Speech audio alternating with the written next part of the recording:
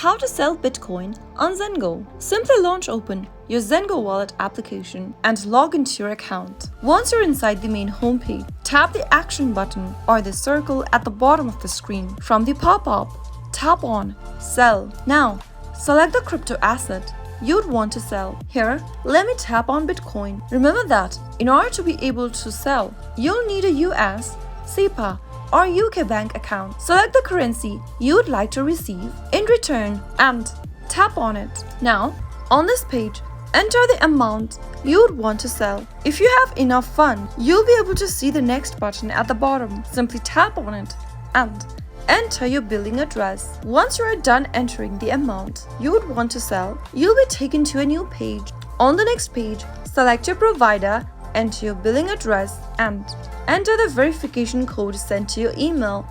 Once your sale is approved, your funds will be transferred directly to your bank account. That is how you can easily sell Bitcoin on Zengo. If you found the video to be helpful, go ahead and give us a thumbs up. Also, don't forget to subscribe to our channel by hitting the subscribe button. Press the notification bell icon so that you'll never miss another upcoming upload from How to Crypto. I'll be back with more of these quick tutorial videos. Thanks for watching.